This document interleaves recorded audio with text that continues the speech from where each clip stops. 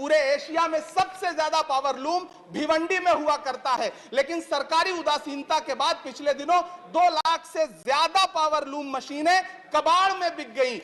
सभापति महोदय, जिस बनारस में कभी करघे पर बैठ करके कबीर दास जी झीनी बीनी चदरिया बुना करते थे, उसी बनारस में आज बुनकर भाई ईंट भट्ठों पर काम करने के लिए मजबूर हो गए हैं। अंत में सभापति महोदय, मैं आपसे कहना चाहता हूं कि करघों के धागे टूट रहे हैं, मशीनें कबाड़ में बिक रही हैं, पावर लूम को सप्लाई होने वाली बिजली के बिलों का बोझ इतना भारी है कि बुनकरों के कंधे टूट रहे हैं। जीएसटी लगा करके सरकार ने उनकी कमर और तोड़ी है। सरकार ने जीएसटी की, आखिरी बात कह रहा हूं सभापति महोदय, सरकार ने जीएसटी की लिमिट 20 लाख रखी है। मैं अनुरोध कर रहा हूं, मांग कर रहा हूं कि जीएसटी की लिमिट कम से कम 50 लाख की जाए, इस उद्योग पर मरहम लगाया जाए, सस्ती बिजली दी जाए। अब्दुल्ला, अंतिम बात सभापति महोदय, time over. Sir, thank you, Honorable Chairman, sir. Sir, my hometown Pudukkottai, the royal province which existed between the year 1680 to 1948, was the first princely state that signed the instrument of accession on 3rd March 1948 after independence. His Highness Raja Sir Rajgopala Dandaman Bahadur was the princely state 9th and last crowned ruler. He was the first king who signed the instrument of accession with the independent India wholeheartedly with his total treasury amount currently located at Pudukkottai district. Additionally, he selflessly donated his royal palace for the functioning of the district collectorate at the request of the then Chief Minister, Dr. Kalaignar. He also served as a president of Tamil Nadu Cricket Association, Kodaikanal Boat and Rowing Club also. As soon as India gained independence, he decided to adjoin his country with India without any duress. His Highness Raja Sir was honored with many royal medals by the government. He died on 16th January 1997 at the age of 74. Sir, then the Home Minister Sardar Vallabhbhai Patel got the confidence to unite India along with the princely state only because of him. His Highness Raja Sir was honored with the George V Silver Medal and George VI Coronation Medal in 1937 also, sir. During the last years of his life, he shunned away marriage to serve the people and lived like a saint-like life, sir. To commemorate his centenary recall and considering the legacy, magnanimity and simplicity of our beloved Raja, His Highness Raja Sir Rajagopala Dandaman Bahadur, I request the Union government to release a commemorate postal stamp recognizing his service to the unity of our nation, sir. Thank you. Shri Iranna Kadadi. धन्यवाद सभापति महोदय, आपने मुझे बोलने की अनुमति दी। बेलगावी हवाई अड्डे का निर्माण 1942 में रॉयल एयरफोर्स द्वारा किया गया था। 2018 में उड़ान 3 के अंतर्गत बेलगावी को 13 शहरों से जोड़ने के लिए 5 एयरलाइंस को चिन्हित किया गया था, जो इस योजना के तहत एक हवाई अड्डे को आवंटित उच्चतम हवाई मार्ग है।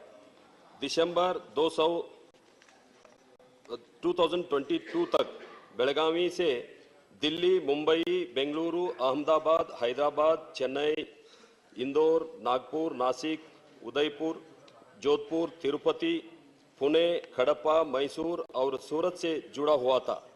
बेलगावी में उड़ान योजना के लागू होने से पहले हवाई अड्डे से प्रति वर्ष 74,041 यात्री मार्ग के साथ 1176 उड़ानों चलती थी। उड़ान योजना शुरू होने के बाद हवाई अड्डे ने 231 और 22 में 2,80,000 यात्रियों के साथ 6,470 उड़ानों का संचालन किया। बेलगावी हवाई अड्डे को अंडर सर्व्ड एयरपोर्ट के श्रेणी में केंद्रीय नागरिक उड्डयन मंत्रालय द्वारा उड़ान अवार्ड चैंपियन ऑफ उड़ान से सम्मानित भी किया गया था। बेलगावी हवाई अड्डे को उड़ान योजना के अंतर्गत दिए जाने वाली सहायता की अवधि 3 वर्ष की है, जो 2023 में समाप्त हो जाएगी। सहायता न मिलने के कारण वर्तमान में कोई एयरलाइंस अपनी सेवाओं को बंद कर सकते हैं। जिसमें कुछ एयरलाइंस ने बंद भी कर दी है, जैसे अलायंस एयर की पुणे की फ्लाइट। इसके अतिरिक्त कुछ और वजह से स्पाइस जेट दिल्ली की मुंबई, हैदराबाद, बेंगलुरु की फ्लाइट, ट्रू जेट की तिरुपति, कडप्पा, मैसूर, हैदराबाद की फ्लाइट, इंडिगो की चेन्नई की फ्लाइट, स्टार एयर की नासिक की फ्लाइट, दिल्ली तक चलने वाली फ्लाइट नॉन उड़ान रूट के अंतर्गत थी। दिल्ली वाली फ्लाइट का पैसेंजर लोड प्रतिदिन लगभग 280 यात्रियों आना और जाना मिलकर था। उसके बाद भी इस फ्लाइट को बंद कर दिया गया और बंद किए सभी रूट के पैसेंजर लोड काफी बेहतर था। बेलगावी कर्नाटक का दूसरा सबसे बड़ा जिला है। यह जिला कर्नाटक, गोवा, महाराष्ट्र तीनों राज्यों के सीमा पर स्थित है। बेलगावी प्रशासनिक दृष्टि से बहुत अधिक महत्व रखता है। प्रतिष्ठित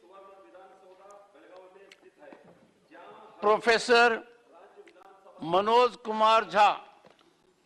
शुक्रिया सभापति महोदय, एक अत्यंत महत्वपूर्ण विषय की ओर आपने मुझे मौका दिया बोलने के लिए। ये एक ऐसा विषय है माननीय सभापति महोदय जिसमें पक्ष और विपक्ष में कोई विभेद नहीं हो सकता, मतभेद नहीं हो सकता। और ये मैं संपत्ति और आय के ह्यूज असमान वितरण के संदर्भ में ये बात कह रहा हूँ। माननीय सभापति महोदय, कई हमारे मित्रों ने भी चर्चा की और मुझे खुशी है इस बात की माननीय वित्त मंत्री साहिबा भी हमारे समक्ष हैं। और दिक्कत की बात यह है सर कि हम 5 ट्रिलियन की इकोनॉमी बन जाए, लेकिन असमानता के महासागर में समृद्धि के कुछ टापू हो और पूरा का पूरा देश असमानता के उस महासागर में गोते लगा रहा हो, तो ये उचित नहीं है सर। 5% अभी जो रिपोर्ट आई है, मैं जानता हूं आप कहेंगे आजकल ऑथेंटिकेट करने के लिए तो मैं लेके आया हूं, लेकिन मेरी वाली कॉपी वापस करवा दीजिएगा सर जी। 5% भारतीयों के पास 60% संपत्ति है, उनकी संपत्ति से कोई भेद नहीं है सर। दिक्कत यह है कि 50% के पास सिर्फ 3% है। जब कोरोना में लोगों की आय घट रही थी सर, हमारे देश में करोड़पतियों और अरबपतियों की संख्या बढ़ रही थी सर। ये अनायास नहीं होता है, ये सायास होता है। जिस समाज में धन और संपत्ति का इस प्रकार का असमान वितरण हो, हमारे पुरखों को अंदाजा था sir. Directive principles of state policy में आर्टिकल 39 क्लॉज सी, और मैं बार बार जब वित्त मंत्री जी के बजट पर मैं बोलता हूं, आग्रह करता हूं कि इसके नजरिए से बजट बनाइए। कुछ भी होगा, अगर हम इसको ना भरपाई कर पाए तो दिक्कत होगी।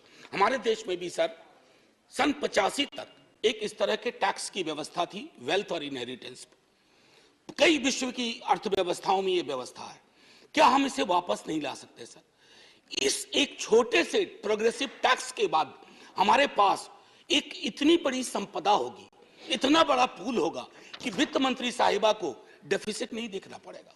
आप जो कुछ करना चाहते हैं लोक कल्याण के लिए, आप कर पाएंगी। मैं समझता हूं कि सर, धनिकों के आधार पर, सुपर धनिकों के आधार पर जिस भी समाज ने अपने निर्माण की नींव रखी है, उस समाज में क्रैक्स आए हैं सर। ज्वालामुखी की तरह धधक रहा है असमानता का पूरा मसला। अगर मैं आग्रह करूंगा आपके माध्यम से माननीय सभापति महोदय कि पूरा सत्ता पक्ष विपक्ष मिलकर के एक इस तरह के टैक्सेशन की व्यवस्था करें, ताकि आप हेल्थ के क्षेत्र में, एजुकेशन के क्षेत्र में, सर अभी 28 सेकंड बाकी है, हम सार्थक पहलकदमियां कर सकें। और हां, आखिर में फिर से दोहराऊंगा कि आर्टिकल 39 क्लॉज सी सब पढ़ें, उसके हिसाब से नीतियां गढ़ें तो देश बेहतर होगा। और अमृत काल में सचमुच अमृत सबके हिस्से में आएगा, ना सिर्फ कुछ के हिस्से में सिमट के रह जाएगा। शुक्रिया सर, जय Hind. If the professor can conclude in 2 minutes, there is no harm. Why take 3 minutes? Shri Brajlal. धन्यवाद सभापति महोदय।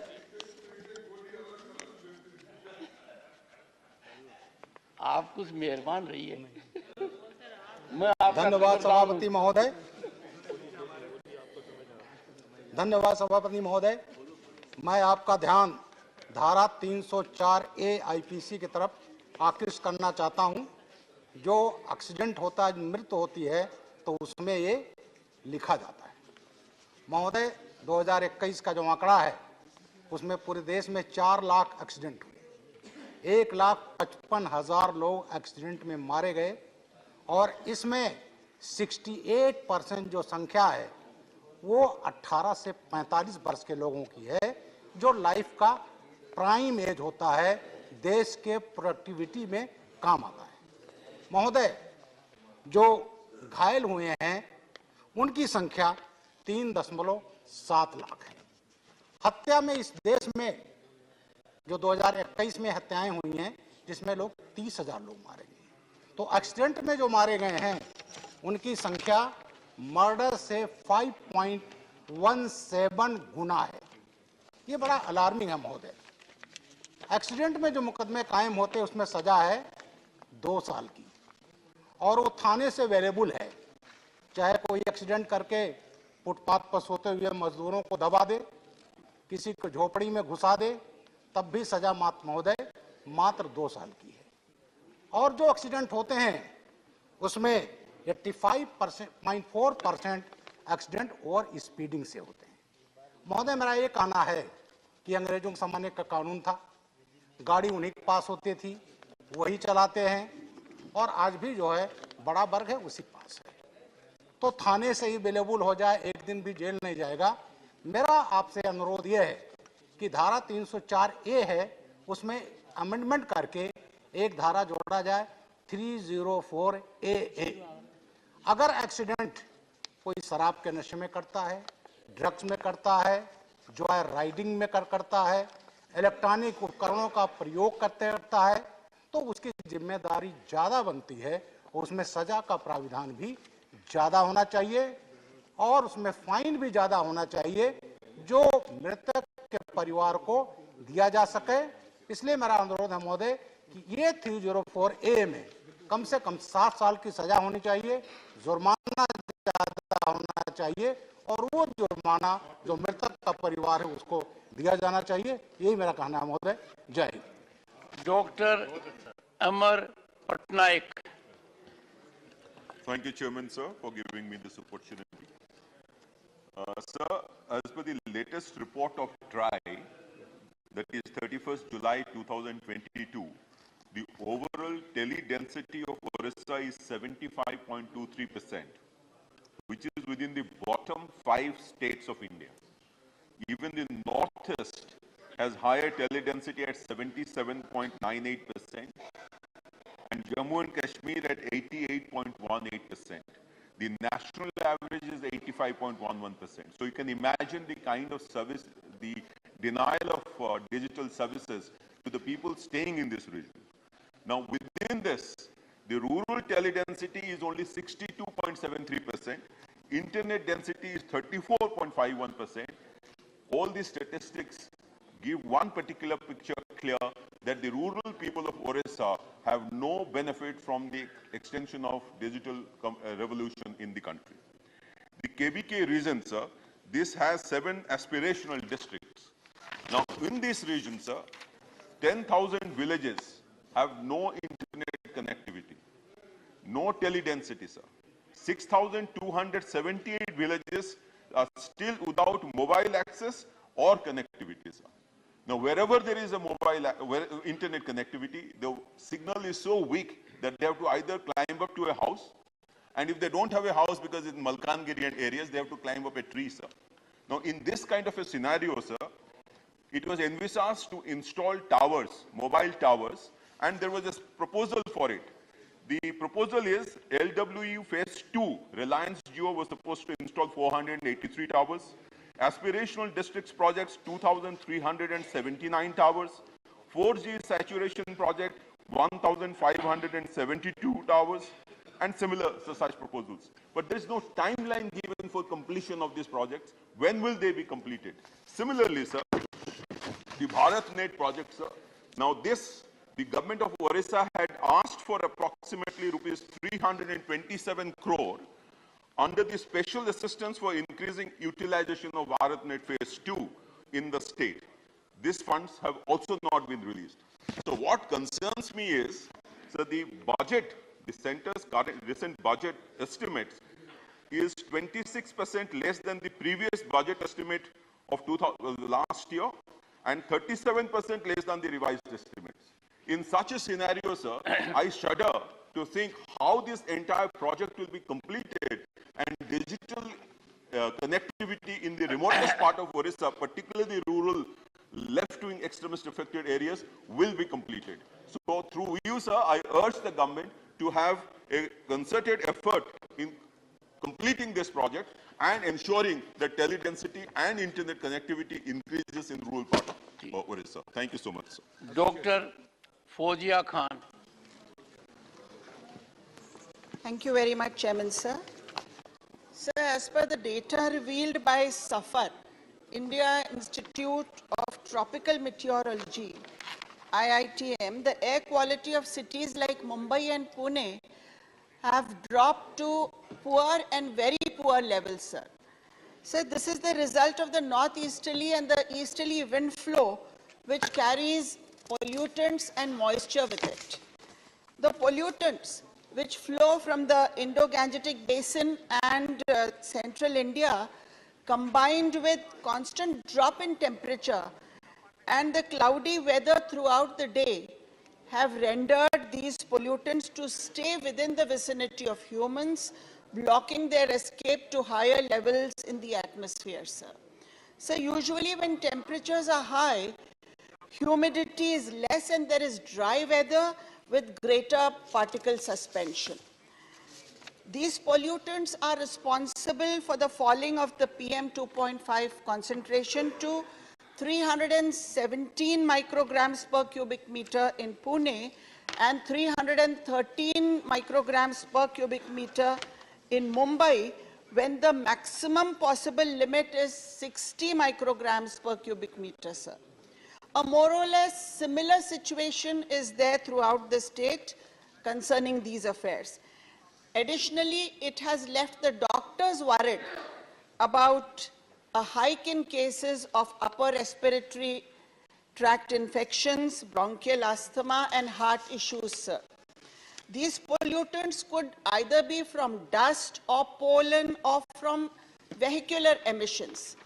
Sir, although at present it's not in the hands of humans to alter the structure of winds and the climate, a robust mechanism to combat factors that lead to air pollution must be raised, sir, and the health infrastructure for this needs to be maintained to address such issues, so that people affected, especially the senior citizens, sir, can avail themselves of the benefit of the same.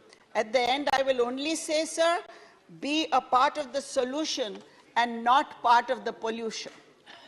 Thank you, sir. Srimati J.B. Mathur Isham. Sir, I'm deeply obliged by the opportunity. I would like to draw your kind attention to the impending crisis faced by the paddy farmers in Kerala.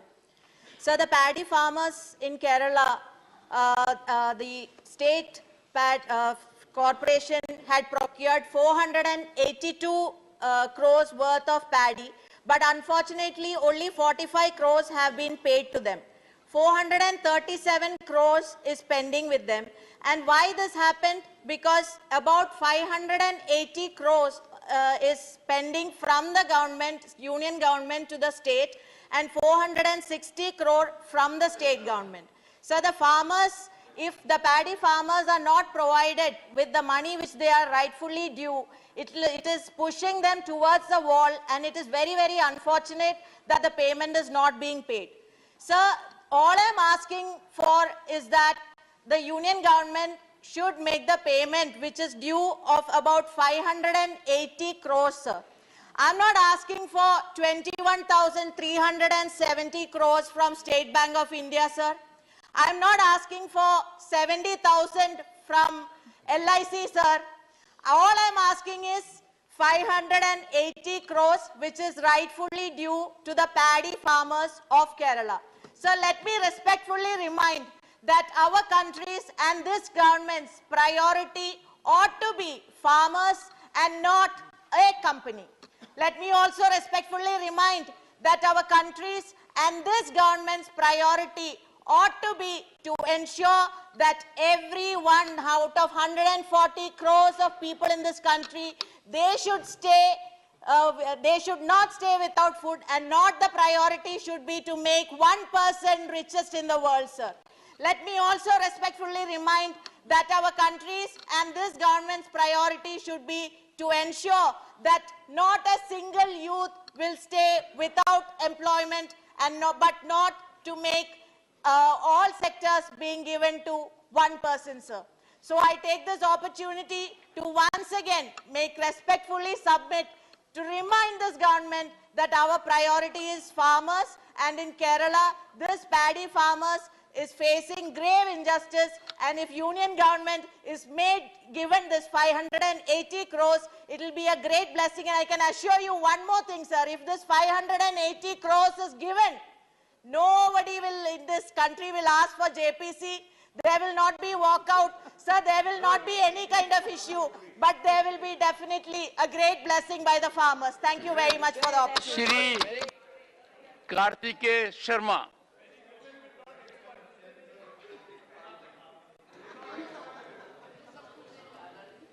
Thank you, Honorable Chairman, sir.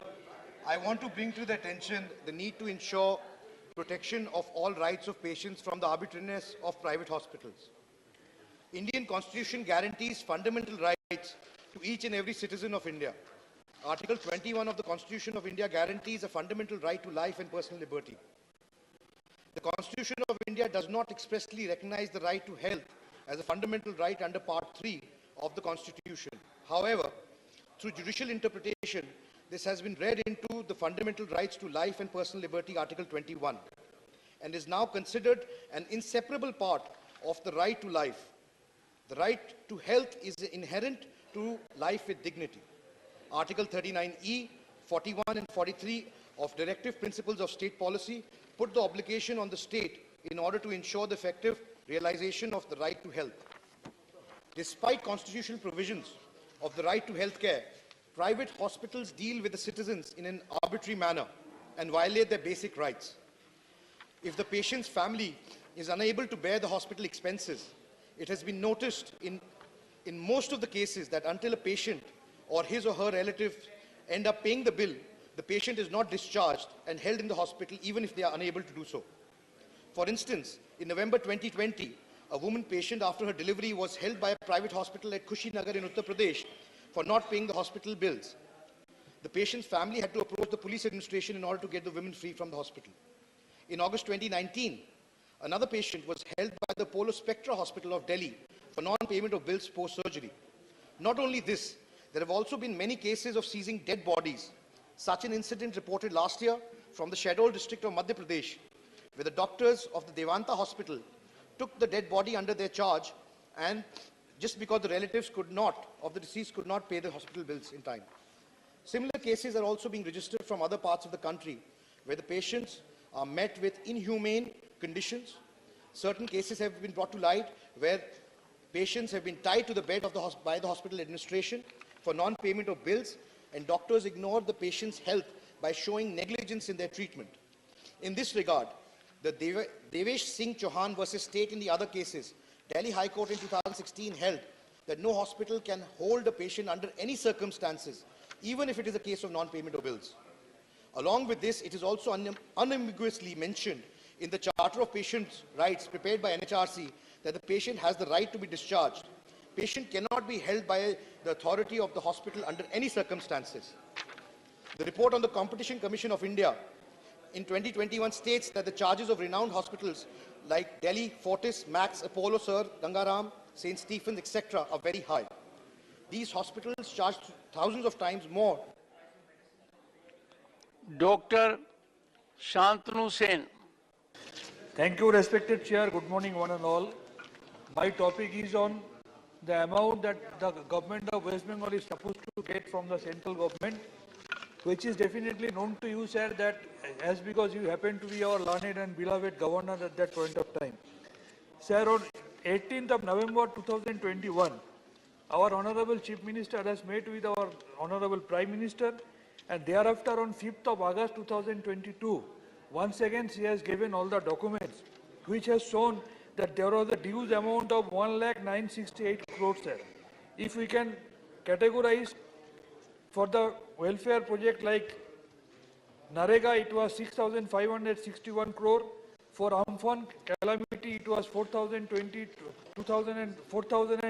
crore. For COVID and other natural calamities, it was more than 6,000 crore. For Narega, I have said for PM Awas Yojana, it was more than 9,000 crore. For PM Gram Sadak Yojana, the dues were more than 2,000 crore. For midday meal, the dues were 174 crore. For Swachh Bharat Mission, it was 344 crore.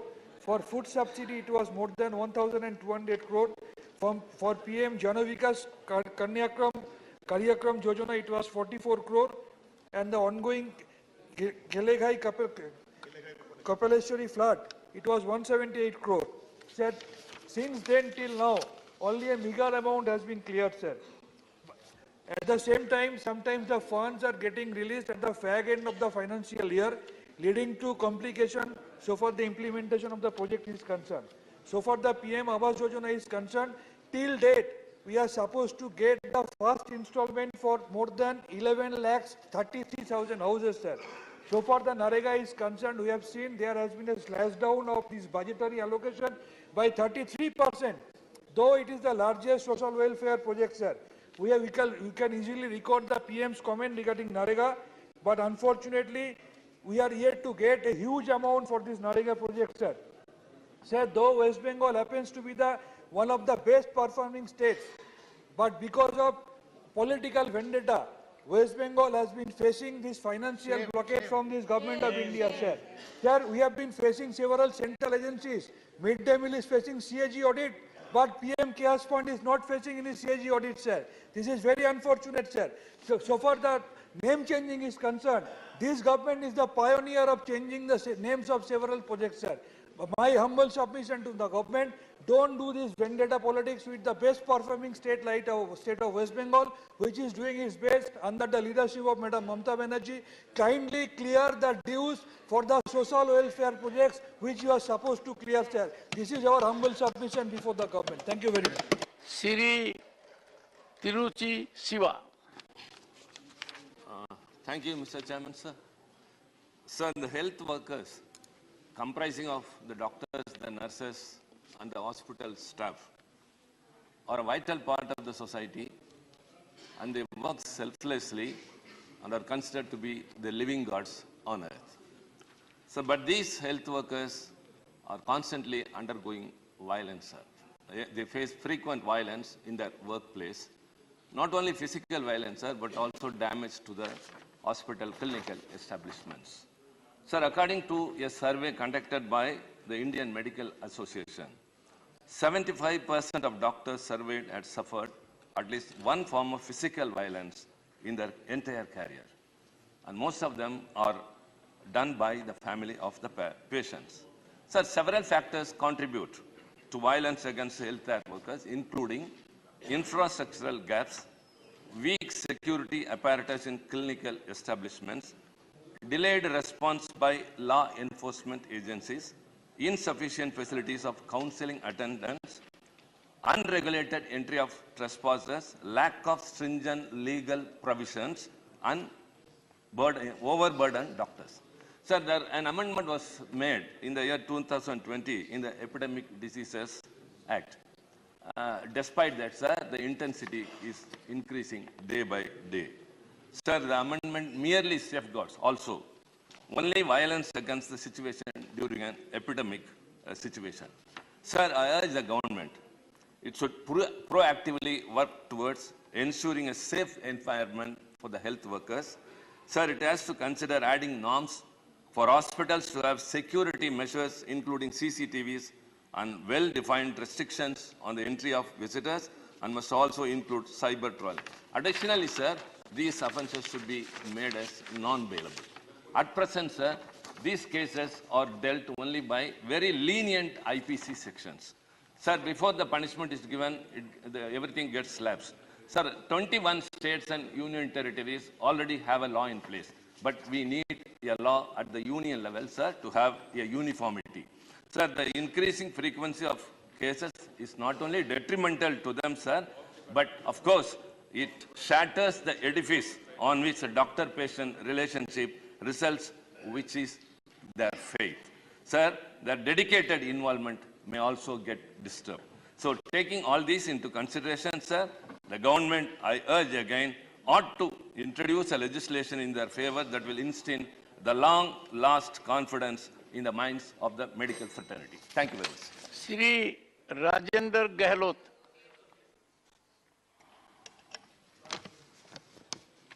माननीय सभापति जी, मैं आपका ध्यान मेरे राज्य राजस्थान में हुई ओलावृष्टि के कारण किसानों की खड़ी फसल बर्बाद होने से हुए नुकसान की ओर आकर्षित करना चाहता हूं। राजस्थान में ओलावृष्टि से सबसे बड़ी मार किसानों पे पड़ी है।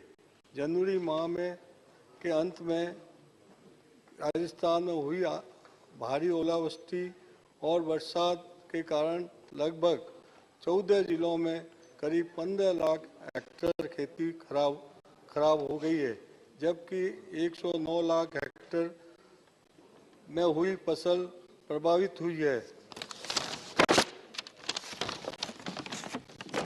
65% फसल बर्बाद हो चुकी है। इसका किसानों की आजीविका अर्थव्यवस्था पर गहरा प्रभाव पड़ा है। महोदय, राजस्थान सरकार को बार-बार मांग करने के बाद भी इस फसल का जो आंकलन करके किसानों की मदद करनी चाहिए थी, वो मदद नहीं कर पा रही है। इसलिए मैं कृषि व किसान कल्याण मंत्री से आग्रह करूंगा कि इस मामले में संज्ञान लेते हुए किसानों पर आई हुई इस आपदा और प्राथमिकता देते हुए राजस्थान के किसानों को नुकसान का आकलन अतिशीघ्र करवा कर किसान फसल बीमा योजना के अंतर्गत मुआवजा वितरण अतिशीघ्र करवाने की व्यवस्था करें, जिसे आपदा से त्रस्त किसानों को राहत मिल सके। धन्यवाद। Dr. V. Sivadasan. Respected Chair, I would like to share the burning issues of agriculture workers in our country. So, highest workers in India is in agriculture sector. So, Mahatma Gandhi told us India is living in villages. But, sir, what is the condition of our agriculture workers in our country? They are not getting proper wages. They don't have enough employment in their village. Why it is happening, sir? Sir, the wage of agriculture workers, the average wage or per day wage is below than the price of the 1 liter petrol, sir. So it should be addressed. Sir, here, union government is not ready to provide any financial assistance for the upliftment of the agricultural workers in our country. Here, some states, like Kerala, they are introducing some welfare measures for agriculture workers. The agriculture pension is there. Agriculture pension is there in Kerala. There, 1,600 rupees is a per month pension for agriculture workers. So why it is not implemented in Uttar Pradesh? Why it is not in Gujarat? So agriculture workers pension,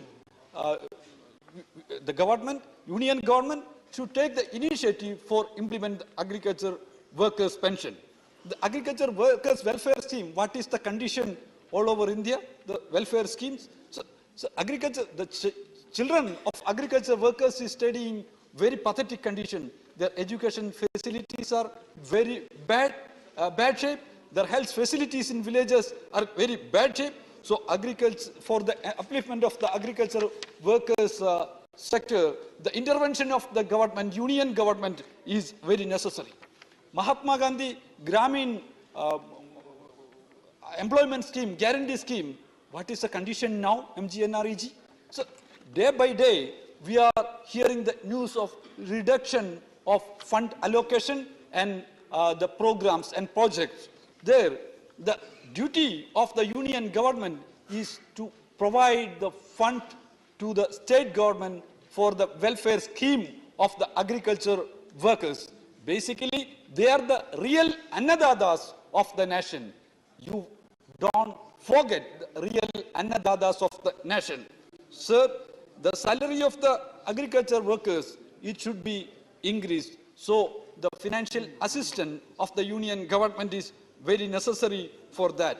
In education sector, so children of agriculture workers in studying in villages without pakka building. So government should provide special scheme for agriculture workers' children.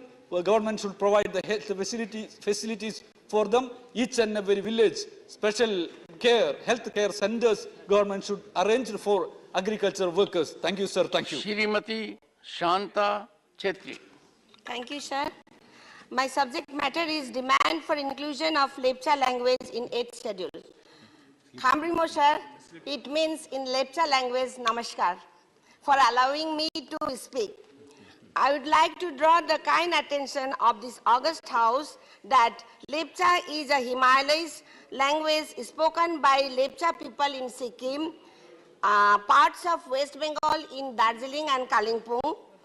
The United Nations National Scientific and Cultural Organization, UNESCO, lists Lepcha as an endangered language. The Lepcha language is spoken in Sikkim and Darjeeling and Kalimpong district in West Bengal. Sir, the 1991 Indian census counted 39,342 speakers of Lepcha. Lepcha is considered to be one of the indigenous languages of the area in which it is spoken. Lepcha people have their own indigenous script. I humbly urge the august house to draw the kind attention of the Honorable Prime Minister to include the long pending demand of Lepcha people to include their language in 8th schedule. This will ensure the preservation and growth of the rich language. Toximo, sir, that means thank you.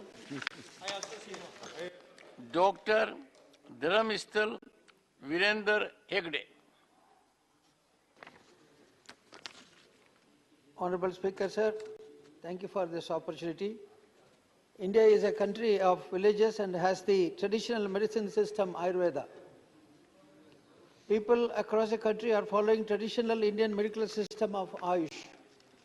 Ayurveda is called the science of life, plays an important role in maintaining physical well-being and resisting diseases. The government should launch health awareness campaigns to promote physical activity, walking, and encourage people not to follow a sedentary lifestyle. Use of plants as a source of medicine has been an ancient practice and is an important component of the healthcare system in India. In India, about 70% of rural population depends on Indian traditional Ayurveda system of medicine. Most healers or practitioners of the traditional system of medicine prepare formulations by their own recipes and dispense to the patients, improving the information and services provided in local pharmacies that are the primary source of treatment for many ailments in rural areas might serve as an effective substitute for allowing an unregulated use of conventional medical treatment. The government campaigns should aim to promote Ayurveda and Yoga as disciplines to help lead a healthy life. The government should launch a scheme in rural areas to popularize Ayush-based lifestyles, which are promoted through behavioral change in communication, training of village health workers towards identification and use of local medicinal plants, and provisions of Ayush health services. What are the measures taken by the Ministry of Ayush for further propagating the natural medical system, especially in rural areas of the country? Whether the government has prepared and distributing authentic publicity material on Ayurveda and Yoga, including new media, internet, multimedia, print media and digital media campaigns, and setting up platforms for the same. There is a need to revisit the state policies to further strengthen the traditional healthcare systems in the country. In view of the rising demand for Ayush modalities and therapeutics, the limitations of statutory regulations towards Ayush system need to be relooked. The Ministry of Ayush should devise mechanisms for centralized data collection and real-time monitoring with the states and UTS. It is evident that the Ayush system has a country-wide network and is playing a very important role in the mitigation of diseases with low cost. Ayush preventive measures play a vitally important role in maintaining the well-being of people. Various treatment modalities support the existing standard treatment protocols. Even some other countries are attracted towards this, and I wish that there is attention will be paid to this. Siri P. Wilson. Chairman, sir, I raise to bring to the kind attention of this august House the issue relating to the abolition of toll plazas on national highways across the country. Sir, I made a special mention in this august House requesting the abolition of toll plazas across the country and collect a one-time fee at the time of registration of the vehicles, and to ensure that the right to travel, which is a fundamental right, is accessible and available to all. On 15/11/2022, I received a response from the Honorable Union Minister of Road Transport and Highways in which he assured that in respect of the public-funded project, the fee leviable would be reduced to 40% of the user fee, which means 60% of the fees alone will be collected in these toll plazas. Sir, I am thankful to the Honorable Union Minister. However, I would like to place on record that this has not yet been implemented till today, thereby causing hardships, financial burdens to the peoples who have no choice but to use the toll roads and shell out huge money while crossing the toll plazas. Especially those living adjacent to the toll roads have to use the roads every day, and despite monthly passes available, it is still expensive for the common man. Sir, in Tamil Nadu, I can give two examples where even after realization of the investment, they are collecting even for 15 years. They are Paranur and Athur on Tamaram, Dindivanam, NH 45, and Nemili and Chenna Samudram on Punumali Valajapat, NH 4. Sir, as per National Highways rules, two toll plazas within 60 kilometers is prohibited. In the said letter returned to me, the Honourable Minister has mentioned that the issue raised by me with regard to the toll plazas being located within less than 60 kilometers distance of each other would be resolved. However, in Tamil Nadu, out of 48 toll plazas located, as per National Highways rules, there could be only 16 toll plazas. Thus, there is an excess of 32 toll plazas. In fact, National Highways Authority of India itself has identified 22 toll gates located within 60 kilometers of adjacent plazas on 13 national highways in Tamil Nadu. And these toll plazas are yet to be removed. Sir, ultimately, the lower economic class and middle class are suffering. Small-time vendors, lorry operators and transporters are spending huge chunks of their monthly budget towards toll. These are people who even pledge their jewels to make ends their meet. We should not put the burden of paying for road infrastructure on them. Sir, the problem is not only in Tamil Nadu, but it is seen in pan-India. There are more than 1,000 toll plazas in India. These are toll plazas in which public is compelled to pay toll plazas for incomplete facilities, that too at exorbitant rates. To make matters worse, NHA increases toll plazas mechanically year by year. There is no independent regulatory authority which determines the toll fees. The formula adopted to justify periodical increase of toll fees is higher unscientific, no rationality, and is highly arbitrary. An official in the cadre of Deputy Secretary simply raises a mathematical formula found in the concession agreement and keeps on increasing the toll fees mechanically. Even the state government's public transports are charged. Sir, therefore, the time has come where all toll plazas have to be abolished completely, as it hampers free movement, development, and industrialization. I urge the Honourable Transport Minister to look into this matter urgently. Shri Jose K. Mani. Thank you, sir. Yes. This is about a severe crisis faced by the fishermen community. There are about 28 million people in the country rely on fishing for their livelihood. In Kerala itself, there are about 11 lakh fishermen. The worst flood which hit the Kerala in 2018, they rescued about 50,000 people who were in the verge of death. So the livelihood of the fishermen community is getting hampered due to erratic weather condition, threat of climatic cyclonic storms, coastal erosion, excess tourism and development projects, which leads to large-scale displacement of fishing community. They have been hit hard by the aggressive trawling by the foreign fishing vessels and commercial fishing. The families are in constant danger of displacement. We take the case of tribal communities. The right of our forest resources were recognized by the Forest Right Act 2006. The Act recognized the symbiotic relationship of the tribal communities with the forest. they are given individual as well as community rights for the forest resource. In the same way, sir, the fishermen community have the traditional right over marine resources. They are sons of sea. However, there are no laws currently in place to protect their rights. In this regard, I would urge the government to come up with a suitable legislation in the lines of the Forest Right Act to recognize the right of fishing community over marine resources. Thank you. Question number 76, Sri Jose K. Mani. Question number 76. Honorable Minister. Sir, the reply is laid on the table of House. Supplementary 1. So the limonite minerals have extensive application in atomic energy, defense and space sector for various strategic purposes in the country. In the draft proposal for amending the Minerals Act 1975, government has proposed to revoke its 2019 ban on private entities. Just days before the draft proposal was placed before the public consultation, it is alleged that two new companies dealing with the same strategic important rare materials have been registered by the leading corporate company which is already facing an allegation. Sir, this will definitely opening up this area. Please ask your supplementary. Yeah, I'm coming. This is the question, sir. Opening up this strategic mineral sector to private entities against national security. What is the government's stand on the proposed amendment, and does the government have any plans to reconsider its decision regarding opening up this critical sector to private entities? Honorable Minister. Chairman, sir, through you, I wish to inform the honourable member that, as he rightly mentioned, limonite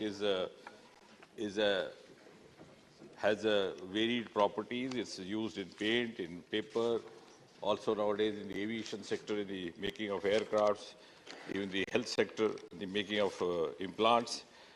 But as such, there has the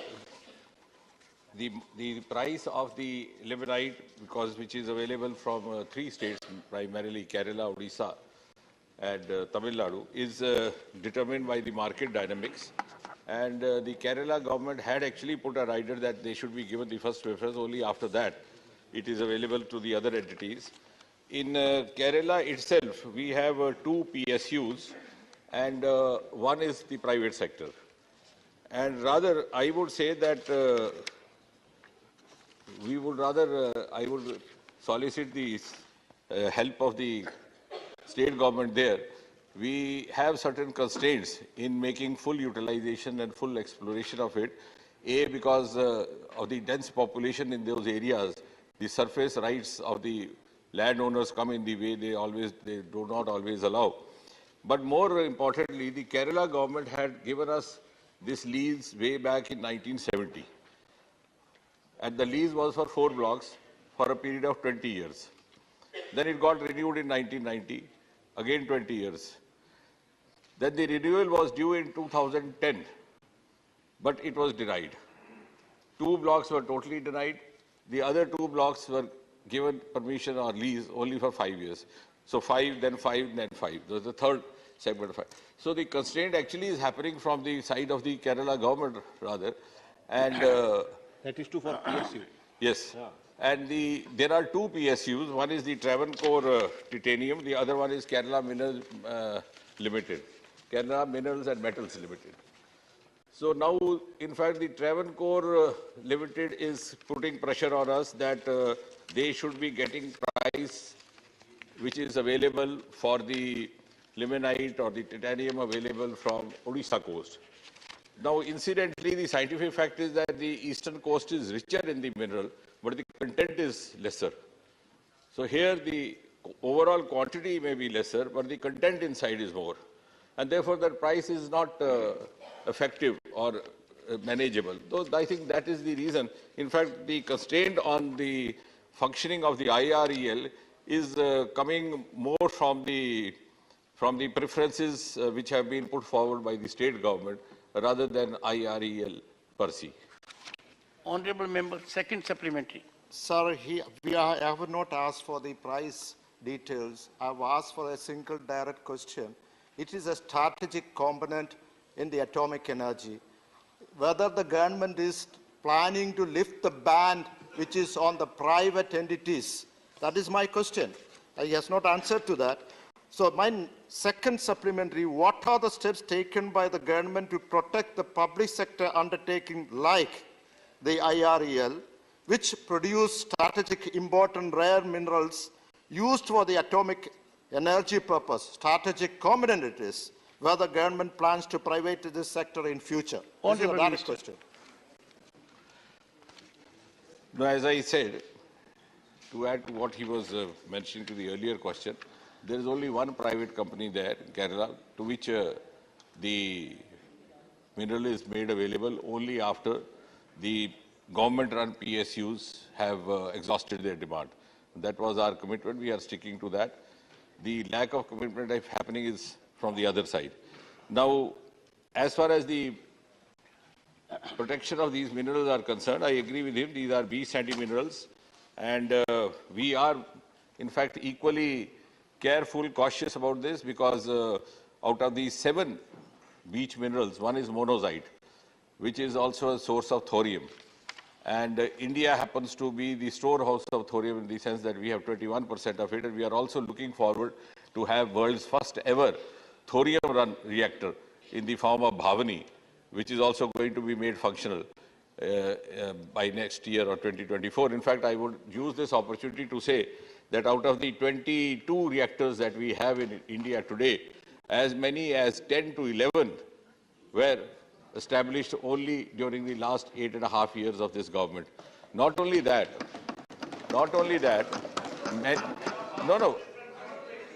yes, but I can add to, yes, I am adding to the answer. And secondly, what I'm trying to say is the intent of the government is so clear, so sincere and so committed. The irony, sir, is that the first ever agreement for a reactor establishment was done way back in 1988. If you go back in the history, that was Kandakalam. But the construction work, and then construction work started in 2011. 2001. And till then, it had not been made functional. It was only after this government came, within 6 months, in November 2014, we made the first unit functional. Now the 4 units are already functional. So I think we are moving on a fast track, trying to make up for the lapse or the time slag of the past governments, also living up to the commitment and the national interest.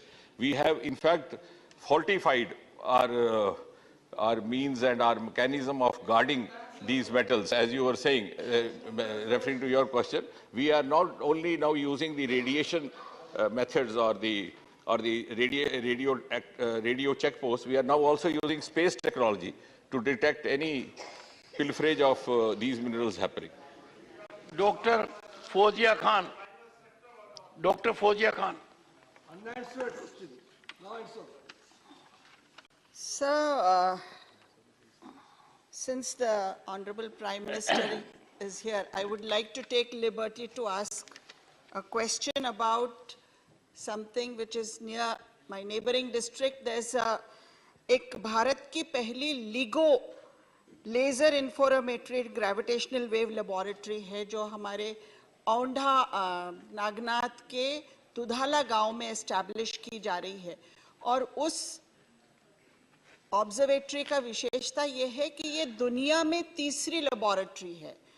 ये इससे पहले 2 जो है America की बाहर है, मौजूदा हैंसफोर्ड Washington में और लिविंगस्टन ल्यूजियाना में स्थित है। सर 100 करोड़ रुपए ऑलरेडी इस पर स्पेंड हो गए हैं।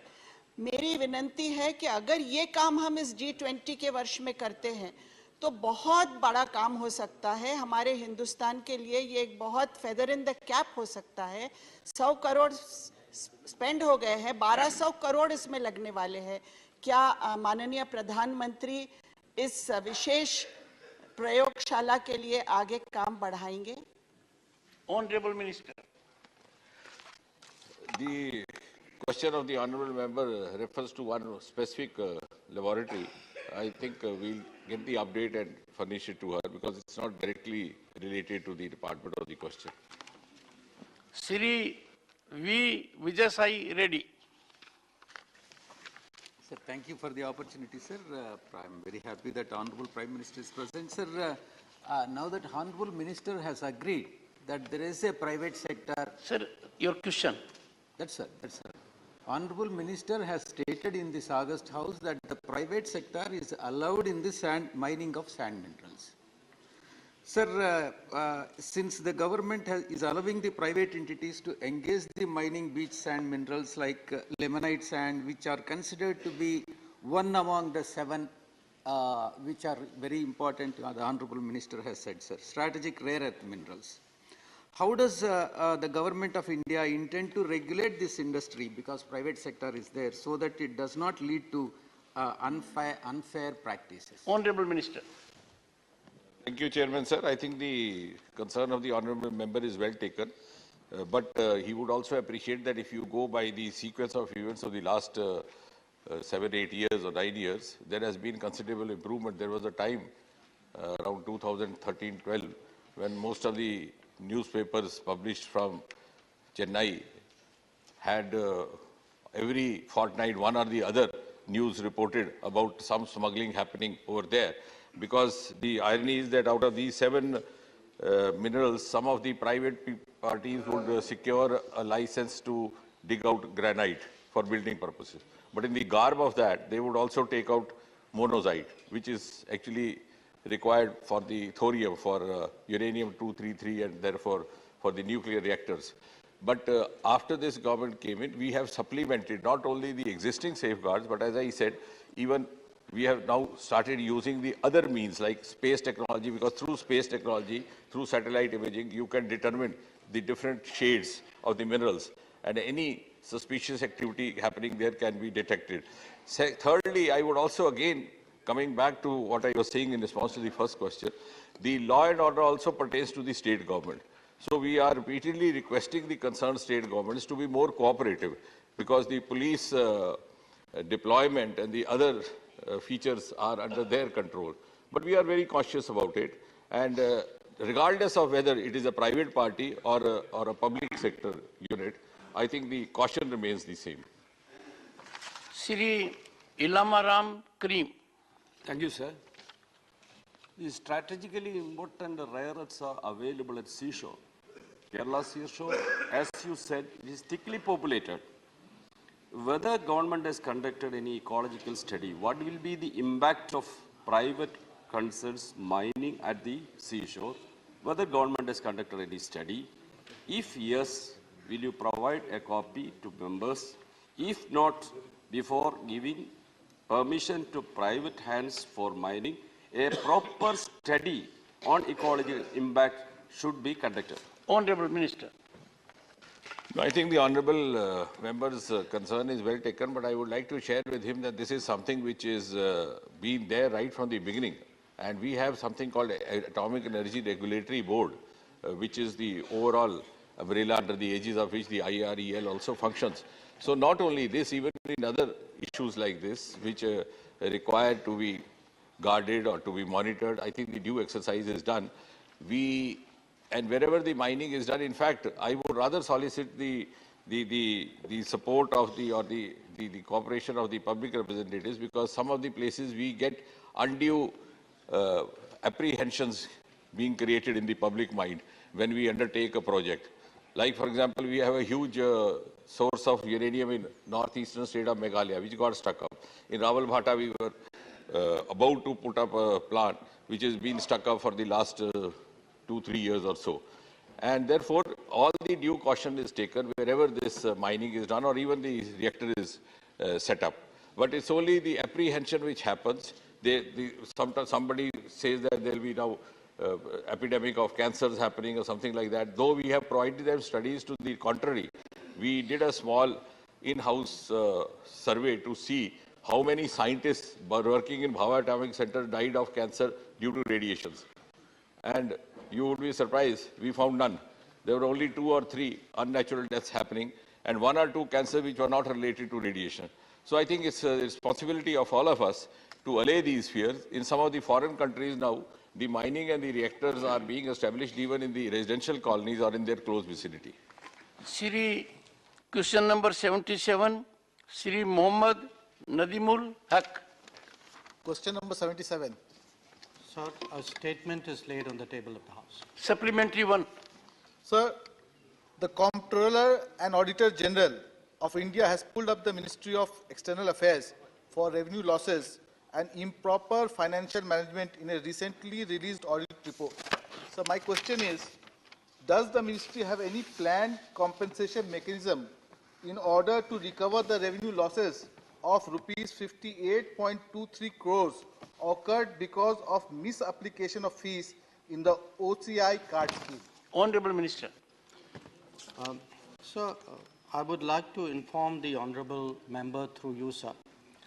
The Ministry of External Affairs extends a number of consular services for passports, visas, consular services, attestations, OCI, PIO. Each of this is a charged service. Now, because these are rendered outside the country, there are rate of exchange issues which come up. Now, these are all services which came up at different points of time. So, typically they were handled, the instructions in each case were sent individually. Now, in 2017, instructions were sent regarding, because whenever there is devaluation or revaluation, there's a refixation of the rate of exchange. In 2017, instructions were sent regarding refixing of the rate of exchange. Now, the CAG paragraph, sir, and I want to say here that my own experience of audit and of CAG, I believe they are a very essential part of good governance. They help us to look at imperfections in our process. So, CAG brought to attention two sets of issues. One related to UK. Now, in the case of UK, there should have been, according to the CAG report, a 23% increase in the fees which were charged. But our mission in UK took the view at that point that this would have a very dampening effect on the tourism from UK to India, and therefore limited it to 10%. So they did it for what they considered to be policy reasons. 17 other missions and posts in Europe, in their particular case, they were under the assumption that the instructions applied to visas and not to OCI. So they did not make the necessary changes. Now, when this matter has come to attention, we have actually, before the matter was actually taken up by CAG, sir, we had issued instructions in 2020 to rectify the process. So what we have tried to do is to put systemic checks, because that is the nature of the CAG process. The CAG wants us to make corrections so that such a mistake will not happen again. So we have instituted quarterly reporting, which is monitored through the e-Samiksha process, so that the rate of exchange on all services is monitored quarterly. Every month, the head of the consular wing is also required to report to the head of mission or head of post. And there's a mandatory revision every April, so that whatever happens, it is not slipped up due to bureaucratic delay. And there's a unified rate of all services, so that this kind of situation will not occur. Supplementary 2. Sir, there has been setting up of Indian cultural centers abroad. In Washington, D.C., at a cost of $5.75 million in 2013, a center was taken up, and in Paris in 2011, it was taken up, which is now encroached. Sir, in the answer, it has been given that these properties have faced certain challenges in preparing them for their intended use. Your question. So my question is, sir, what is the plan of action and why such a casual answer has been given? Honorable Minister. Sir. Honorable Member, Sir. The answer was very comprehensive. I'm sure you'll take note of it. And if there is an issue, you may discuss with the Honorable Minister at mutual convenience. Honorable Minister. Honorable Minister, please. No, please. Honorable Minister. Sir, sir, in the case of the property in Washington, it was acquired in 2013. Now, in the case of the property in Paris, it was acquired in 2011. Now, typically, and they were acquired for the purpose of cultural centers. Now, typically, sir, when properties are acquired, not built greenfield, they need to be modified for use. And that is the information which I was trying to convey to the honorable member through my answer, that there was a modification required to make it ready for use. Now, in the case of the Washington property, sir, what happened was after the acquisition of the property, a certain set of issues came up while the matter was being processed. There were waterproofing issues, there were asbestos concerns, there was conservation work which was recommended by the architect we were looking at. And in all of this, we also faced a problem that the general financial rules of the Government of India was at variance with American practice. For example, our rules require us to take earnest money deposit, to seek a performance guarantee bond, to seek retention money, and these are not American practices. So by the time we resolved this, we actually had two issues then which came up. One, the Americans made us an offer of additional land in Washington, D.C. So then this raised a question whether we should go ahead with this project or whether we should be looking at the new land offer which we got in 2019. The second issue was COVID, because of COVID, everything was at standstill for 2.5 years. So I would like to assure the member that since we have a property, we are giving instructions for its usage by the embassy so that a government asset is not rendered infructuous. Now, regarding the property in Paris, sir, we had again some very peculiarly French problems. One was the tendering practices in France are very different from ours. They do not allow a general contractor who has overall supervision. So they insisted that the tender had to be split up into 15 packages which were awarded to 10 different companies. Now, it was unfortunately, sir, a problem that one of the companies which was in charge of structures, partitions, ceiling and facade went bankrupt. Now, in our country, by our procedures, we could have awarded that work to another contractor. In the French system, sir, till the liquidation was done, and the court of liquidation appointed another company to do that work, and that company then raised the price. We had to follow the French practices. So, but I would like to assure the honorable member, sir, that this project is 95% done. There are challenges with our rules.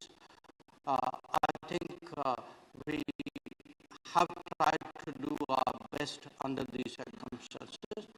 And I'm sure when the CAG paragraph is examined, including by the PAC, these will be issues which will be presented. Sri Rakesh Sinha.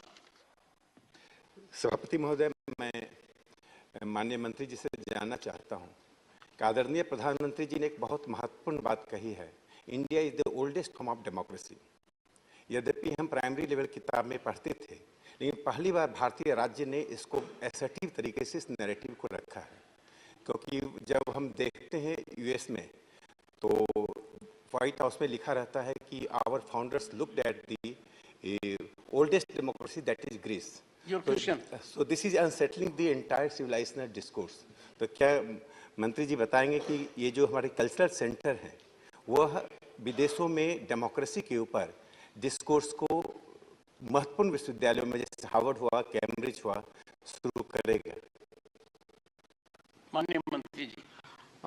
Sir, I would like to inform the honorable member through you that this matter has been discussed by us with the Indian Council of Cultural Relations.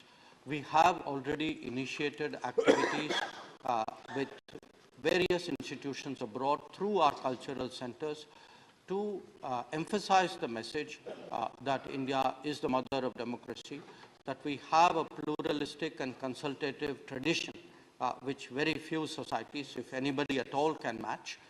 And this is very much work in progress. Shri P. Bhattacharya ji. I would like to know, Honorable Minister, as you have said that in Paris and Washington, the Indian Cultural Center facing some sort of problems, etc.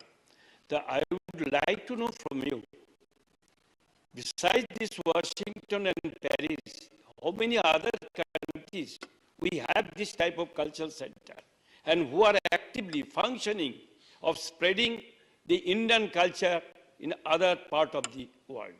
Honorable Minister. So I do not have the exact number readily with me, but by memory, I would say we have about 45 designated cultural centers.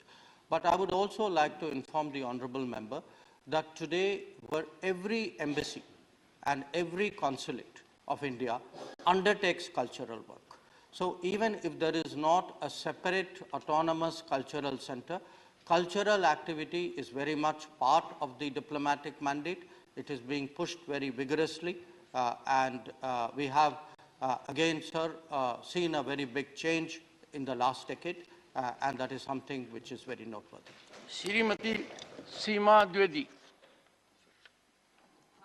महोदय, जो सवाल हम करना चाहते थे माननीय सिन्हा जी ने किया और बहुत अच्छा उसका उत्तर आया। मैं धन्यवाद देना चाहती हूँ माननीय मंत्री जी को, मुझे मेरे प्रश्न का उत्तर मिल गया।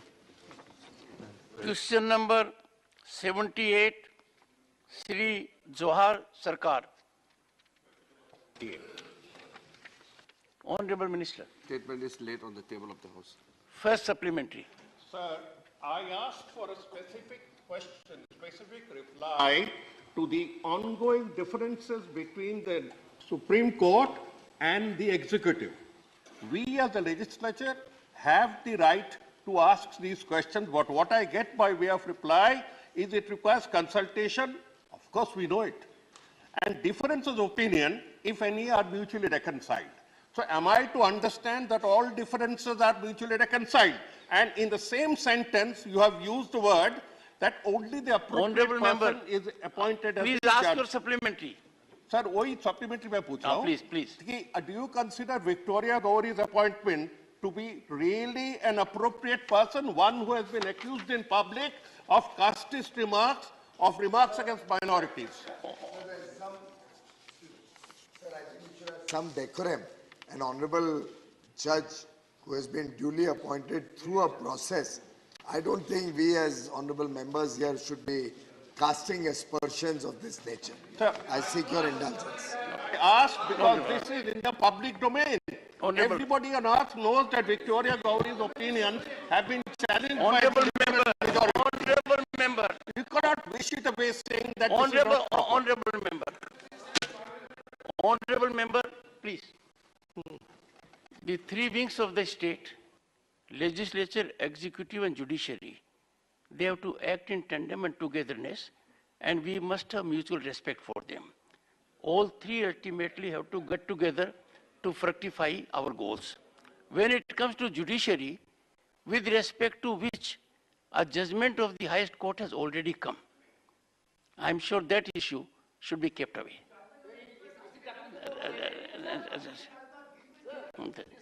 I would urge the honorable member to ask his supplementary in a pointed manner, keeping in mind the provisions that judicial situations have to be addressed in a delicate manner.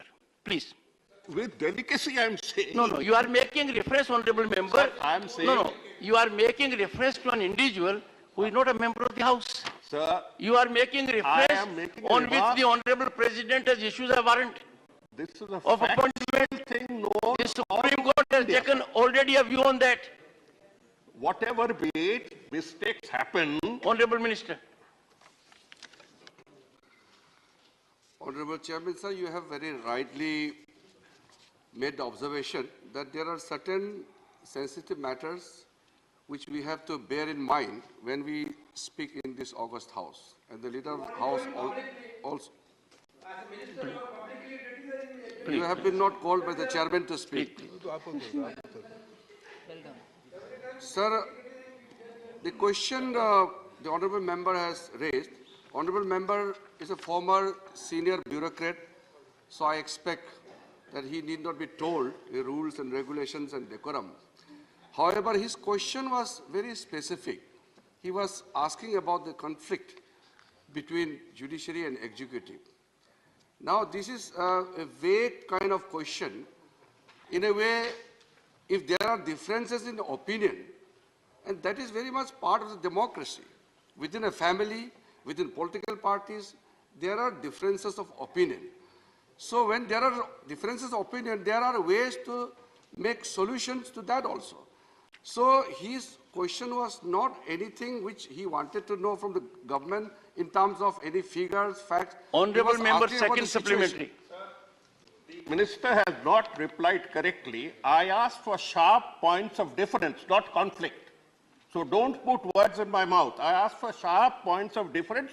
That has not been responded Honourable to. Minister. And sir, one more, sir. One more to this, that he has mentioned about 127 proposals of High Court judges that are lying vacant.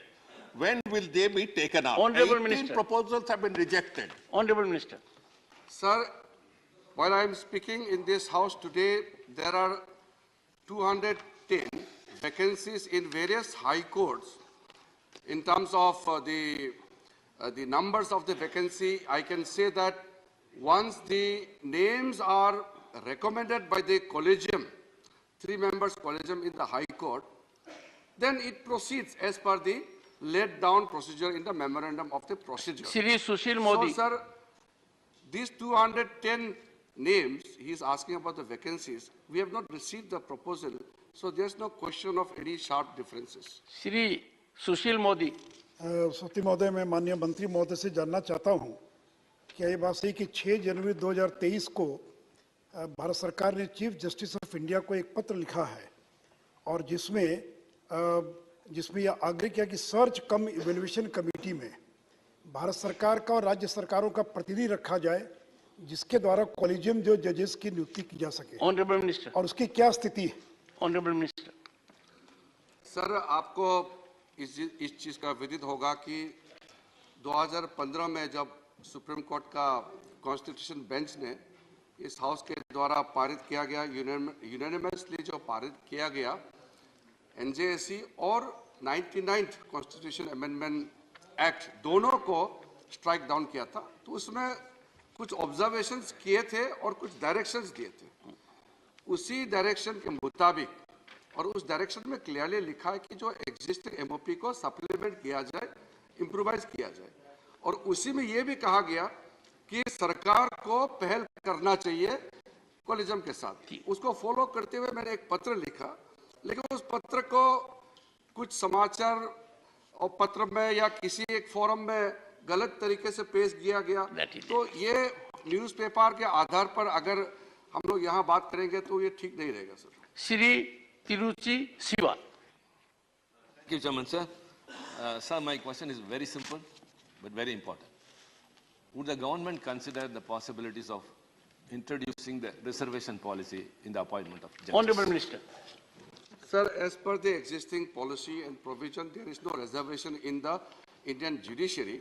However, I have already reminded all the honourable judges, especially the collegium members, to keep in mind while recommending the names to include the members from backward communities, women, and other categories which are not represented adequately in the Indian judiciary. Shri KTS Tulsi.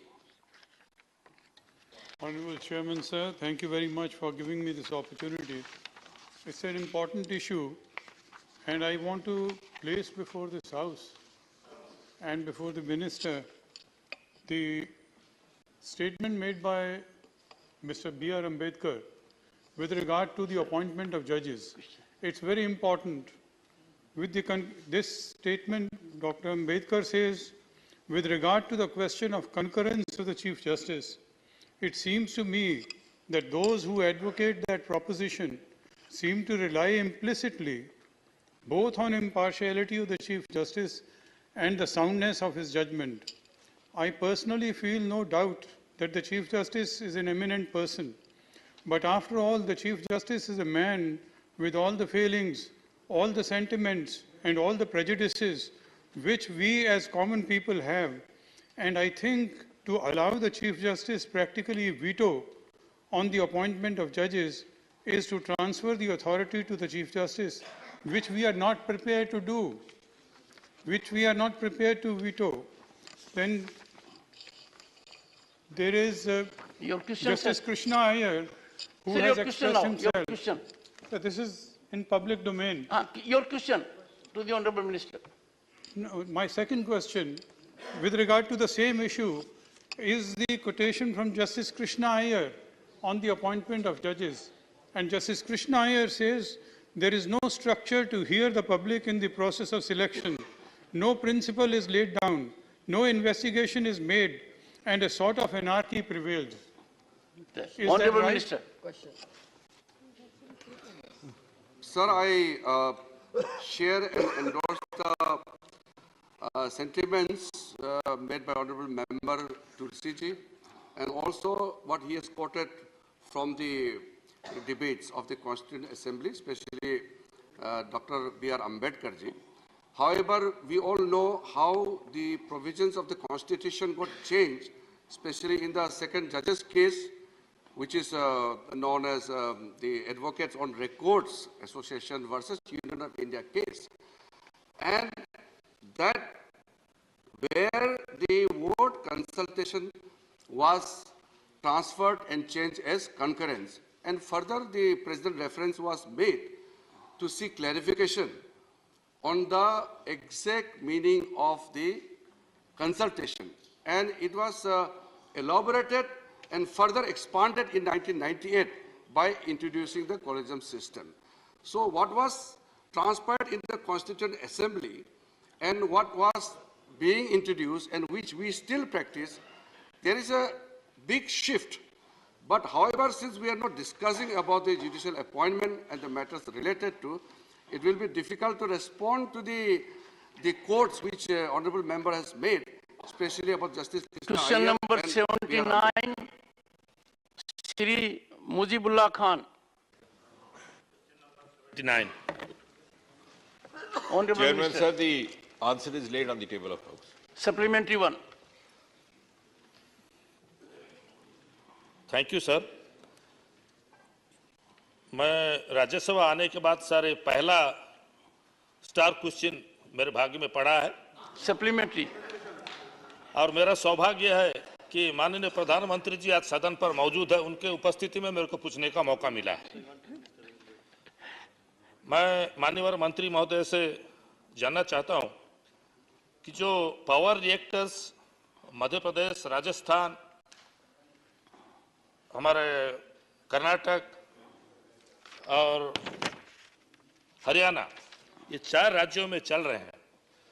माननीय मंत्री जी उसमें answer दिए हैं कि 2031 को ये reactors complete होगा।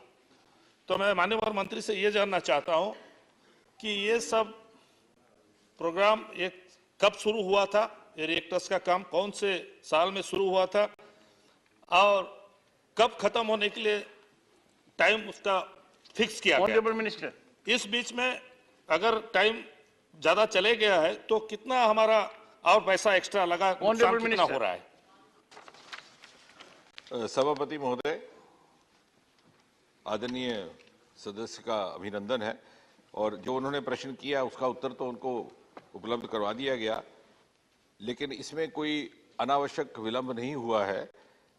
वास्तविकता यह है कि सन 2017 में मंत्रिमंडल की ओर से स्वीकृति दी गई थी और कुल मिलाकर के 1,05,000 करोड़ की लागत से ये सारे प्रोजेक्ट्स बनने हैं, जिसमें 2 रिएक्टर कर्नाटक, 2 हरियाणा, 2 मध्य प्रदेश, 2 राजस्थान।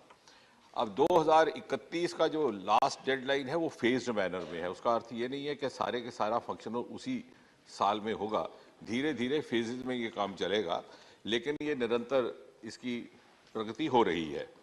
क्योंकि इस सरकार का सन 2014 के बाद प्रधानमंत्री मोदी जी के नेतृत्व में हमने अनेकों ऐसे कारण जो पहले विलंब पैदा करते थे उनकी भी चिंता की है और इसीलिए आपको जानकर के खुशी होगी और आदरणीय सदस्य को भी कि 2013-14 में जब ये सरकार आई थी तो हमारे यहाँ कुल मिलाकर के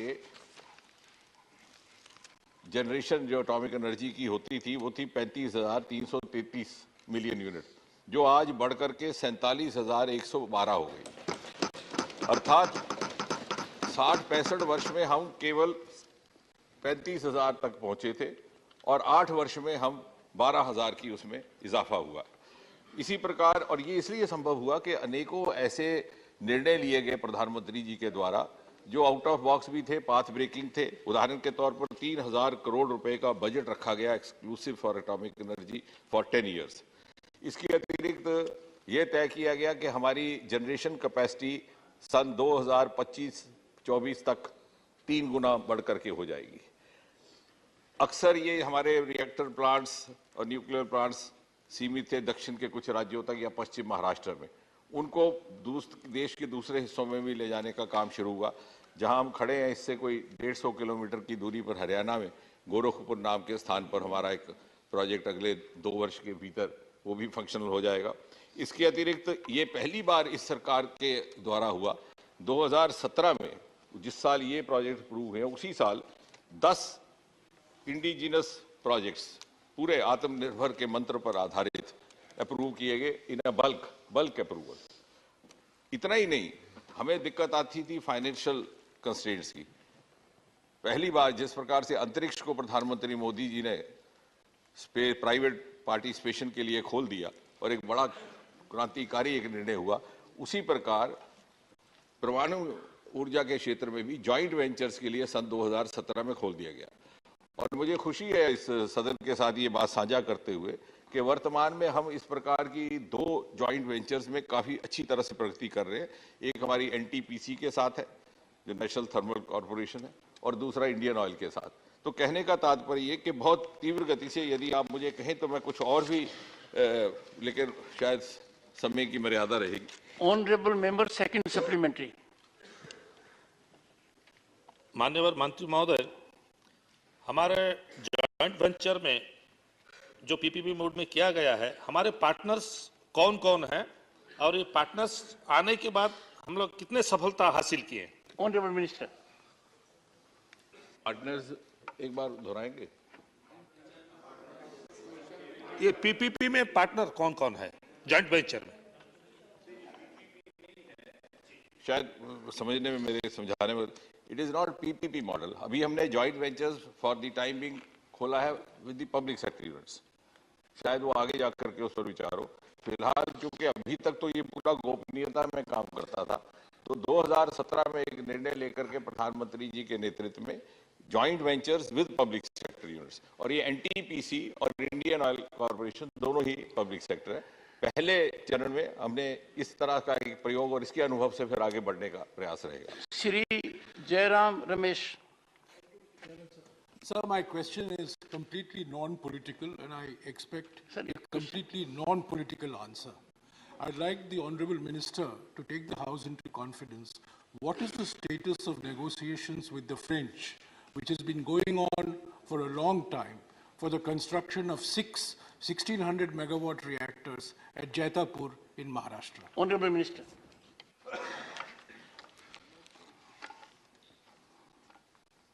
No, I think the question, as desired by the honourable member, he has desired a non-political response. But the question itself is laced in politics, because so much of the conflict of the views on the two sides happened because of certain geopolitical reasons. But we are very earnestly trying to sort it out, and we are moving forward. Question number 80, Shri Kanak Medala Ravindra Kumar. Absent. Honourable Minister. Honourable Minister.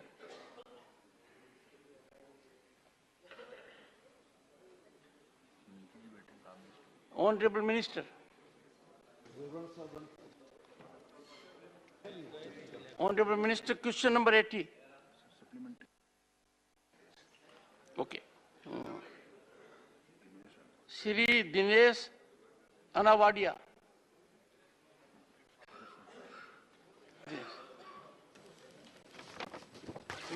धन्यवाद माननीय सभापति महोदय जी।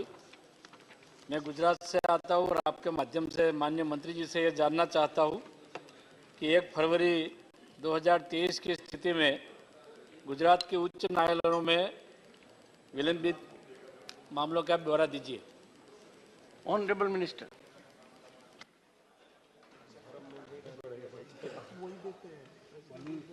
महोदय,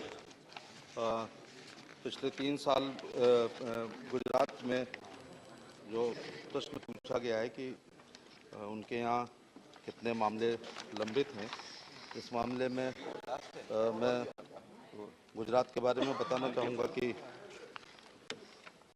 जो अधीनस्थ न्यायालयों में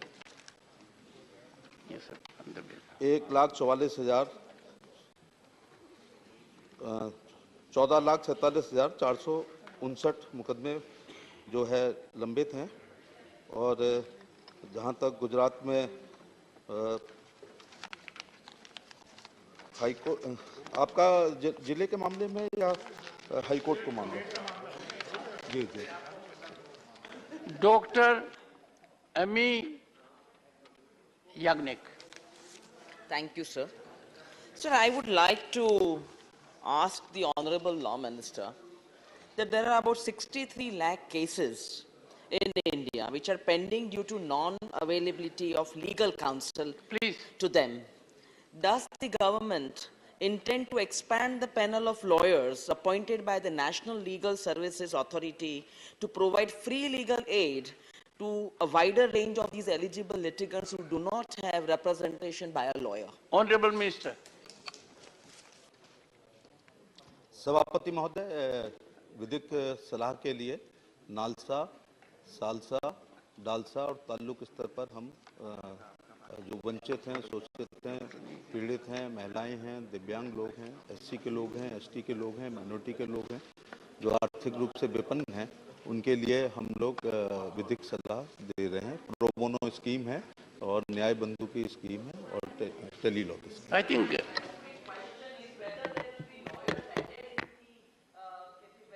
Also, I will appoint more lawyers for these kind of people. It was not audible, but response I is think there. the answer was not correct. And you both being from the, you can get in touch with the Honorable Minister. So the intention is to come from the Honorable Law Minister.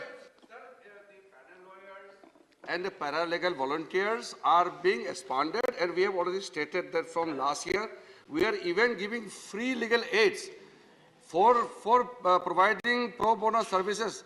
The fees are provided with the government. This is a great effort to ensure that poor people get justice at a very, very cheap rate or free, of course, if possible. It required a high decibel response. Dr. Shantanu Sen. Thank you, sir. Sir, as a law-abiding citizen, I am really worried, as because there is a prevailing public perception because of certain events and certain statements that our government is trying to have a direct control over the judiciary.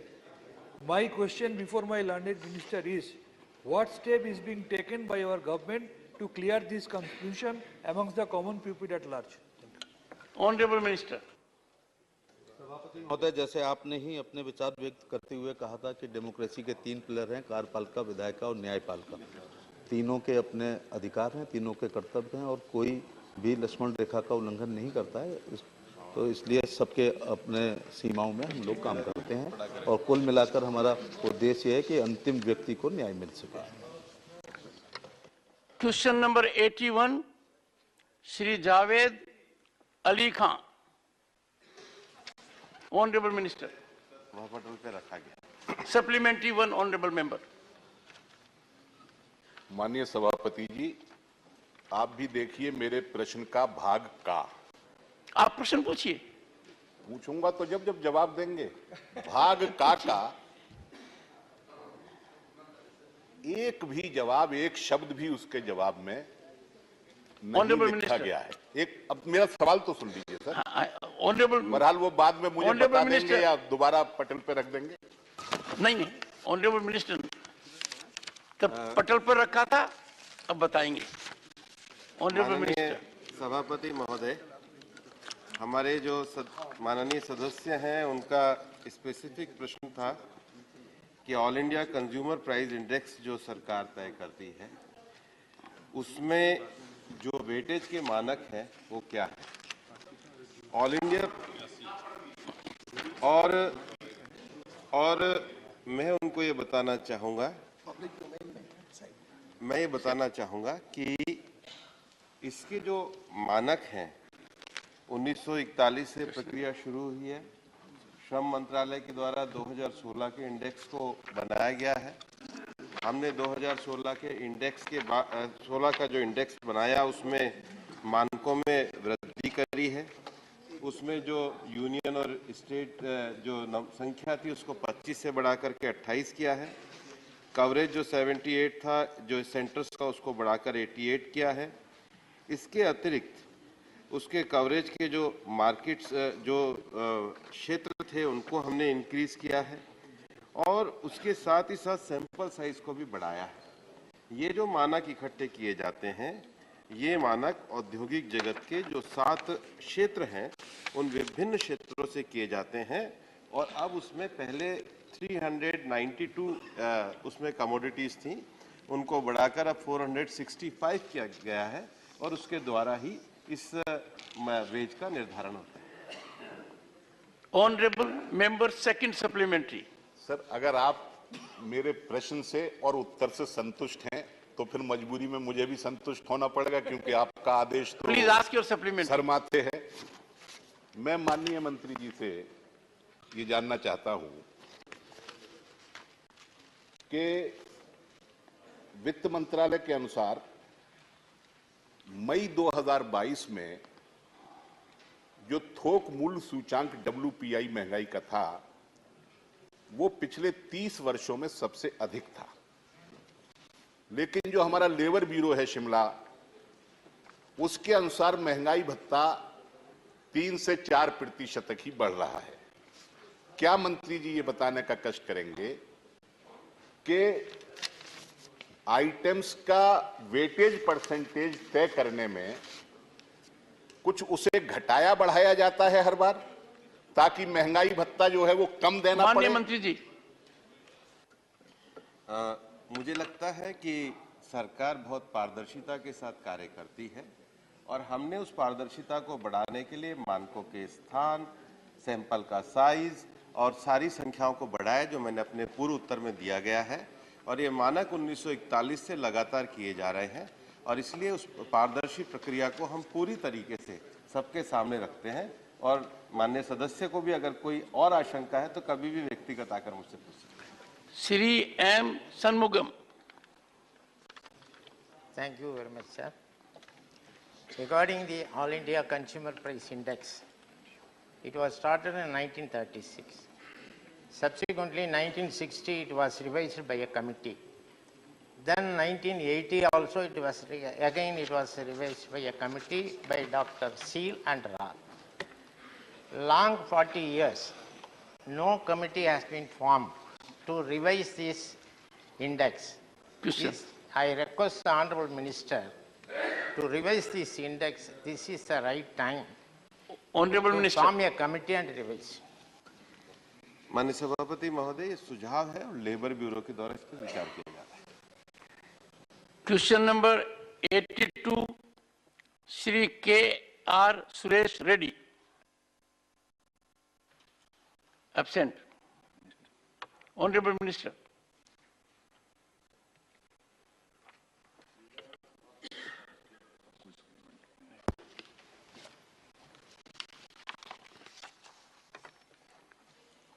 Question number 83, Dr. Fozia Khan. Question number 83, sir. उत्तर सभा पटल पे रखा गया। Honorable Member Supplementary 1.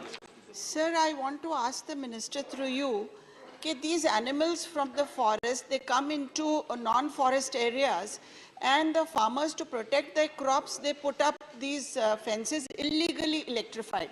And because of that, so many tigers and leopards and even humans are being killed. So, because the farmers have to protect their fields, sir, my suggestion to the government would be can they come up with a scheme where DC current fences are given to farmers, the way you give solar panels and all that? So with this, the farmer's farm will also be protected and animals and humans will also be not Honorable killed. Minister. माननीय सभापति महोदय, माननीय सदस्य ने सही कहा है कि दिन प्रतिदिन हमारे जो ह्यूमन एनिमल जो कॉन्फ्लिक्ट हो रहे हैं उसके कारण इस प्रकार की घटनाएं घट रही हैं, उनकी संख्या भी मैंने दी है। जहां तक आपने सुझाव दिया है, निश्चित रूप से हमारे विभाग के द्वारा 6 फरवरी 2021 को एक व्यापक गाइडलाइन सभी स्टेट को दी गई है। हमने सभी राज्यों से कहा है कि जिला स्तर पर चूंकि विभिन्न प्रकार के डिपार्टमेंट इसके अंतर्गत इन्वॉल्व होते हैं, उनकी कोऑर्डिनेशन कमेटी बनाई जाए। पर्टिकुलर जो हॉट स्पॉट्स हैं, जहां पर सबसे ज़्यादा इंसिडेंट होते हैं, उनको आइडेंटिफाई किया जाए। और उसके साथ हमने वन विभाग के साथ ये भी स्थानीय प्रशासन को कहा है कि हम जॉइंट पेट्रोलिंग भी आपके साथ डिस्ट्रिक्ट एडमिनिस्ट्रेशन के साथ कर रहे हैं, ताकि जो घटनाएं घटती हैं। लेकिन हम जानते हैं कि इसमें जो सबसे ज़्यादा जरूरत है पॉइंटेड रिस्पॉन्स। हाँ, हम जो सबसे ज़्यादा जानते हैं कि पब्लिक पार्टिसिपेशन की बहुत ज़रूरत है। और कुछ जगहों पर विशेष रूप से जो एलिफेंट्स वगैरह हैं, वहाँ अर्ली वार्निंग सिस्टम जो है उसकी भी व्यवस्था हमने की है। 6 फरवरी 2021 की गाइडलाइन में कंप्लीट विस्तार से सब विषयों को। Honorable member, second supplementary. Sir, my question was about having a scheme for DC current fences. Second supplementary. My second supplementary, sir, is that in all states, particularly in Maharashtra, this pyramid which is there of the forest department, where administrative positions have to be at the top and executive positions down below, it is being reversed. Executive positions, the people who go to farms to actually, to the forest to actually safeguard it, is becoming less and less, and administrative positions are being expanded unnecessarily by giving additional charges. Honorable Minister. So, sir, I just want to ask the Minister whether if people don't go to the headquarters, they don't stay at headquarters, what will the government do about it? Because Honorable this is Minister. the reason why all this is happening. अगर कोई ऐसी विशेष कुछ अधिकारियों के संबंध में, आपके संबंध में अगर जानकारी है, तो निश्चित रूप से आप दीजिए, ताकि हम कार्रवाई करेंगे। जहां तक स्कीम की बात है, मैंने अपने पूर्व उत्तर में भी कहा था कि 6 फरवरी 2021 को एक पूरी व्यापक स्कीम हमने एडवाइजरी जारी करी है, उसकी कॉपी मैं आपको उपलब्ध करा दूंगा। अभी तुरंत ही 1 महीने पहले हमने वापस से एडवाइजरी मैन ह्यूमन कॉन्फ्लिक्ट के लिए करी है, जिसमें कंपनसेशन से लेकर सभी विषयों को रखा गया है, जो नेट पे भी उपलब्ध है और मैं स्वयं आपको उपलब्ध करा। Thank you. Question number 84, Shri Narayan Das Gupta, not present. Honorable Minister. Laid on the table of the House. Question number 85, Shri Sanjay Raut, not present. Honorable Minister. सभा के पटल पर रख दिया गया। श्री कृष्णा नैया रायगा। चेयरमैन, और लोक अदालत फ्री लीगल एड के बारे में एक क्वेश्चन है। Free legal aid, some in High Court and Supreme Court, in some area in Lok Adalat are there. But in Supreme Court, so many public litigation interested cases are there. Some of the Your question. Ask your question. Intellectuals, poor persons who filed public litigation interest. In such cases, there is no legal aid. We ask the government to, is there any proposal to legal aid to the public litigation? Honorable Minister. सभापति महोदय, जहाँ तक शोषित, पीड़ित, वंचित, गरीब, SC, ST, minority के लोग जो आर्थिक स्थिति जिनकी ठीक नहीं है, उनके लिए सरकार की तमाम योजनाएं हैं, जिसके लीगल एड। इस मामले में हम लोग टेली लॉ स्कीम है महोदय, उसी के साथ न्याय बंधु की स्कीम है, उसी के साथ प्रो बोनो स्कीम है। इनके द्वारा जो लोग, और विधिक साक्षरता और विधिक जागरूकता कार्यक्रम भी चल रहे हैं। इस मामले में लोग कानूनी सहायता ले सकते हैं। और नालसा कंट्री लेवल पर सालसा राज्य लेवल पे, डालसा जिले लेवल पर और ताल्लुक स्तर पर भी इस प्रकार की कानूनी मोक्ष सहायता सरकार दे रही है। Question number 86, Shri Mastan Rao Beeda, present, honourable minister.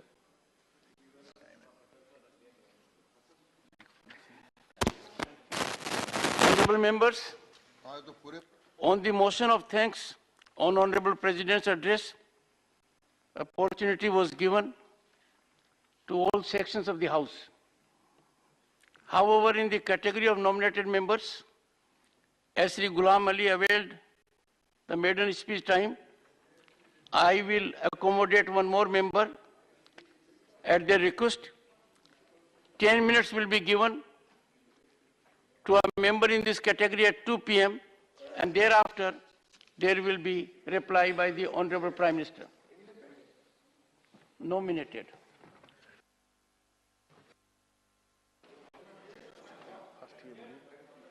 Question hour is over. Honorable members, House stands adjourned to meet at 2 p.m. today.